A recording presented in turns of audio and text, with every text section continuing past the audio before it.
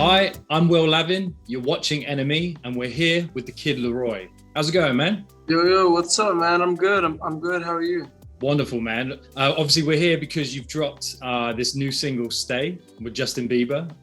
It's a big record with a big hook and, of course, a big feature. Why don't you just start off by telling me a little bit about the track and, what it's about? Well, Stay. I've had Stay for about a year now. And the story behind that was I was over at my friend Blake's house. And it was me, Blake, my boy Oma, and Charlie Puth. We were all just hanging out. And Charlie went over to the keyboard. I was just started playing stuff like randomly. It was just playing stuff like fucking around. And what he played was the Stay. Like and I was like, oh shit, what's that? And he's like, oh no, I'm just fucking around. I'm like, no. Love a Pro Tools session, record this shit. This shit's fire.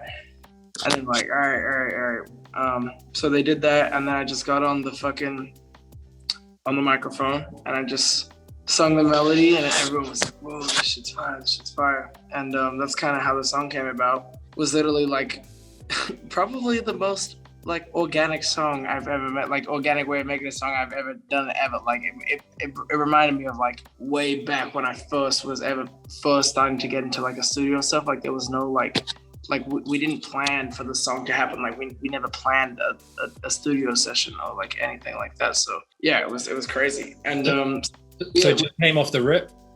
Yeah, exactly. We had that like little idea for months, just like sitting away, and then like one day I was just listening to it and I was like, fuck, Justin would sound perfect on this. And then I was like, yeah, let's finish it and let's go. So where did the idea come from though for the lyrics? Like where did you draw that inspiration from? Just shit that I was going through at the time. That's really where all of my lyrics come from, just old shit that's going on in my life. And it was like I think around like when I first maybe started dating my girlfriend. Mm-hmm. So so you're all loved up. yeah. And were you able to get in the studio to record it like with Justin, or did you have to use the genius of modern technology and do it over the internet? I actually pulled up to the studio that he works at, and I just came with the fucking file, and I was like, you ready? And he's like, yep. And he did it, and he just went into the booth and just like freestyled this shit up top. Like it was the craziest shit. I was like, yo, this guy's out of his mind. And he would be like, yo, like, do you like this? Is this good? As it kept going, I'd be like, just keep going, keep fucking going, just shut up, keep going. So yeah. Wow, what a time to be alive when you can just roll up to a studio that Justin's in and be like, yo, here's a file, now go with it. Like, that's some access. So obviously you have the video as well, which looks like it was really fun to make. I mean, lots of sweeping shots, tall buildings, gorgeous panoramic views. Like, where was it filmed? Filmed in downtown LA at this hotel, at this like old abandoned hotel. Can't think of what it's called, but it's like somewhere downtown. And it's actually it's near the fucking Cecil Hotel. And I watched that on Netflix like 2 days after we shot the video, and I was like, oh god, that's a crazy area. You got out of there alive? Yeah, right. I was like, because someone told me to, because I was like, oh yeah, we were shooting near the Cecil. They're like, the Cecil Hotel. They're like, you have to watch the documentary. And I was like, what? And I watched it, and I was like, oh fuck. But like, I feel like if I had watched that before going there, I don't know how long you would have me there for. I have a ball pit on my rider. So like on my rider, so like on the list of things that I need everywhere, one of them is a ball pit. And a ball pit, as in like plastic balls that you jump into. Yeah, exactly. So that was a big highlight of my day always. And I had my little brother come past the shoot, and we were fighting in the ball pit. It was pretty fun. So that was right. As much as I love music videos when they're finished, I actually am not a big fan of shooting them necessarily. I love it when like I'm performing and shit to the camera, but like you have to wait around a lot. So like I kind of like don't like that shit. So I put things on my rider that'll keep me entertained and like shit like that. So like a ball pit, a basketball hoop, shit like that. Before Justin released Justice, I actually sat in a playback with him and when he got to Unstable, naturally he discussed your involvement and he had a lot of incredible things to say about you. And like, I just wondered if you could tell me, you know, about how you first came to be on his radar and you know, when you guys first spoke. He just DM'd me one day on Instagram and yeah, he was just like, you got the sauce? And I responded back. I was like, yo, what's up? I'm a big fan. And then he just liked my message and that was it from there. And then like 2 months later, he DM'd me again. He's like, hey, what's your number? I think I have the right song for us. Let me send it to you. He sent it to me and I was like, whoa, this shit's crazy. Went, wrote the verse, sent it back. And that was that. Given that it's obvious, I mean, with this record, with that record that we just talked about, you guys have such an incredible chemistry. Do you think there'll ever be a possibility of doing like a joint project, like an EP or something? Hey man, I'm open to anything. That's on Justin's call. I'm down. Pretty much exactly a year ago, Fuck Love was almost exactly a year ago. Talk to me about how that, you know, how this last year has changed and how the response has been since then. Talk to me about that evolution of the Kid LAROI. It's weird. I mean, I remember when I first had finished Fuck Love, I loved it and I thought it was like the greatest thing that I would ever make in my entire life. And I thought like, oh God, how am I ever gonna make something better than this? Because I was just so like in love with it and like I spent so much time on it. And now I go back and I'm just like, oh God, I hate this shit. I want to make better stuff. Like literally, like, but that's how I am though. Like I'll say this about the music that I make now that I love in probably a year. I'll probably look back and be like, fuck, I hate this shit. It's terrible. Let's make it. Cause I guess because once you get used to the music and I don't know, I always want to do better. And I always like time for me always tells with like music. I can tell if like I make a good song by how it lasts over time for me. So like there'll be a lot of songs that I made that I put out that I can't even listen to anymore. Like I will literally like scream out if I hear them.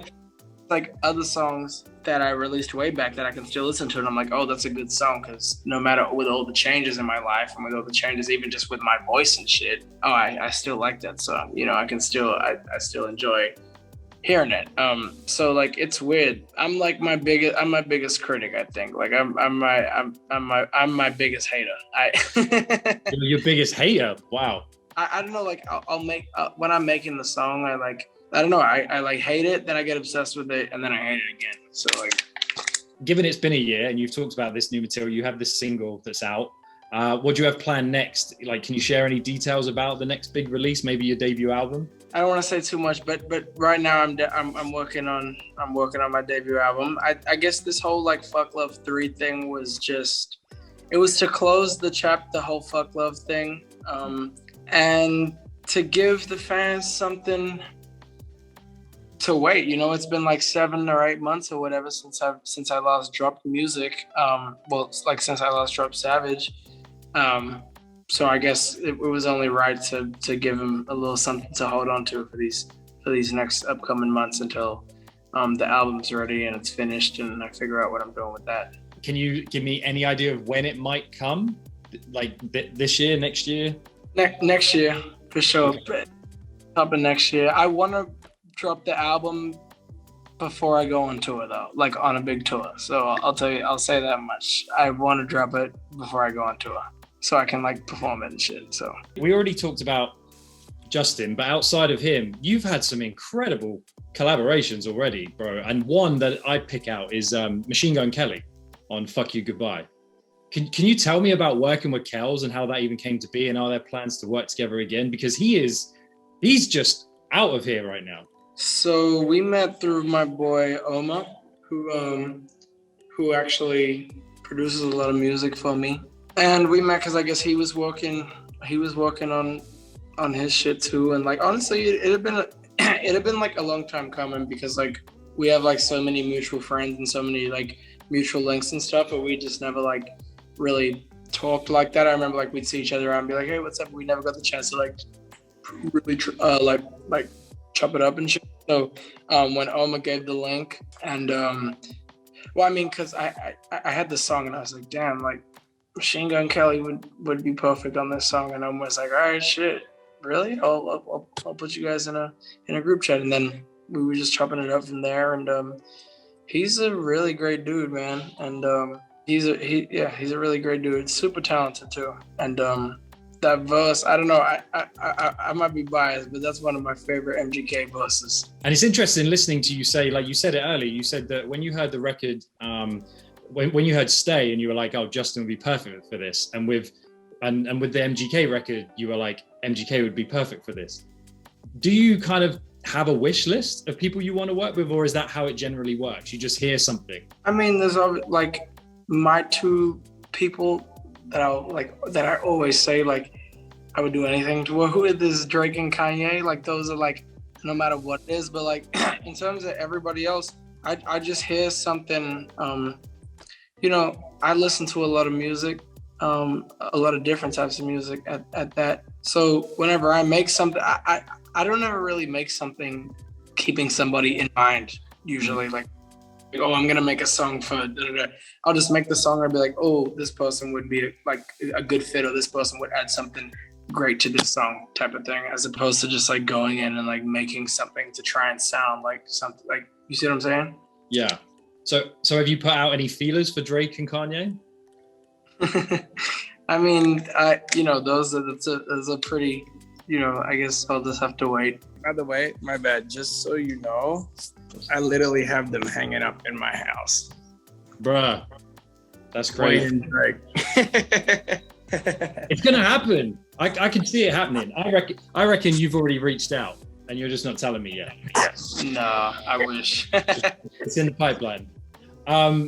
So yeah, before you go, I've got to ask, like, you know, I'm sure you've had plenty of pinch me moments already, and it's crazy because, again, you're 17, you've got so much to go and you're already soaring.